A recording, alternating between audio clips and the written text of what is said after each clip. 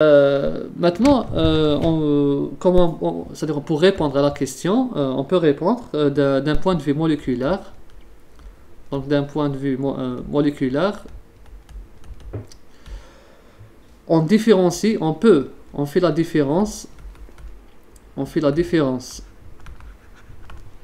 entre la chaleur et le travail par le type de mouvement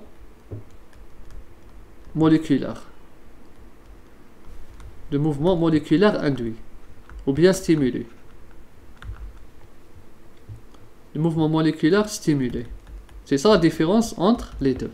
Donc pour répondre à notre question de départ, comment on peut différencier entre le travail et la chaleur à l'échelle moléculaire, c'est que le type de mouvement de molécules induit par le travail et la chaleur sont différents. C'est ça. Donc le travail, il stimule un déplacement de molécules ordonnées et la chaleur, elle stimule une agitation thermique ou bien un déplacement de molécules désordonnées. Donc voilà, la chaleur, elle stimule un mouvement désordonné et le travail, il stimule, c'est-à-dire il provoque un mouvement ordonné. Voilà la différence entre les deux types de chaleur. Comme exemple, on va faire juste un petit exemple. Supposons qu'on a un bloc de métal. C'est un bloc de métal, de cuivre, de 1 kg. Une fois, qu'est-ce qu'on va faire? Une fois, on va élever cette masse. On va élever on va dire de 5 mètres. Qu'est-ce qu'on va observer? Qu'allons-nous observer? On va observer quoi? Que l'énergie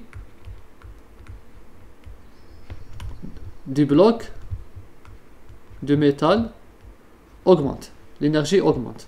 Là, c'est la première remarque. Aussi, le mouvement moléculaire ici, le mouvement moléculaire stimulé et, on va dire stimulé et ordonné. Car ici, les atomes se déplacent, les atomes du bloc se déplacent dans le même sens. Dans le même sens. Donc voilà la conséquence d'avoir élevé cette masse de cuivre de 5 mètres. C'est-à-dire, voici les atomes, les atomes de cuivre, c'est un cristal. Les atomes sont structurés comme ça. Comment ils vont être? Ils vont se déplacer dans le même sens, tous les atomes. C'est une agitation ordonnée. C'est comme ça. Donc c'est ça. Donc là, c'est dans le cas où on élève. Maintenant, si on fait descendre, on fait diminuer cette masse, si on va vers le bas, si on déplace cette masse vers le bas, le même phénomène. Mais sauf le déplacement serait vers le bas. Tout simplement. C'est la différence entre les deux. Soit on élève, soit on fait déplacer vers le bas. Le déplacement des atomes va se faire soit vers le haut, soit vers le bas, mais toujours de manière ordonnée. C'est ça le plus important. Et l'énergie va être augmentée, bien sûr, et les atomes auront un déplacement dans le même sens. Maintenant, si on chauffe de quelques degrés, là, si on fait chauffer cette masse, chauffer de quelques degrés, qu'est-ce qu'on remarque? Aussi, l'énergie du bloc, aussi, elle va augmenter. Mais ici, le mouvement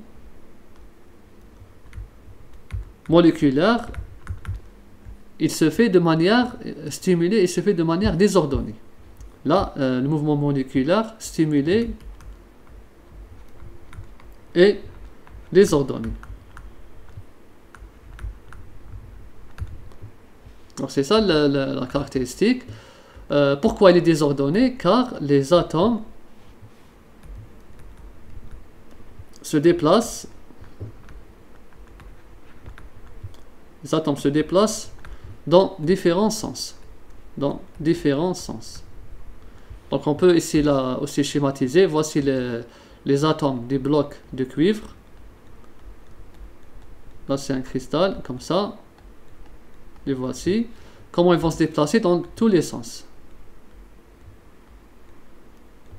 Vous voyez, c'est une agitation thermique. C'est typique à une agitation thermique. En anglais on appelle ça thermal motion. Donc voilà, vous voyez la différence entre les deux. Là, c'est vraiment, c'est un déplacement, on va dire, aléatoire. C'est pas structuré.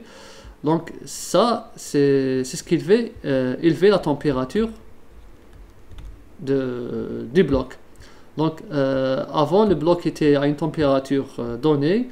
À la fin, la température va être élevée. Pourquoi? Parce que l'agitation thermique est plus importante. Donc si on augmente l'agitation thermique, la température augmente. Donc ici, on peut dire que l'agitation thermique augmente. Cela induit que la température aussi augmente. Et là, on revient au point fort de la thermodynamique. La thermodynamique nous permet c'est-à-dire de déduire ou bien c'est-à-dire de décrire des phénomènes à l'échelle microscopique à partir des propriétés macroscopiques. Donc c'est ça la différence entre, c'est-à-dire c'est ça le point fort de la thermodynamique. Donc voilà, on a terminé pour l'interprétation moléculaire de la différence entre la chaleur et le travail.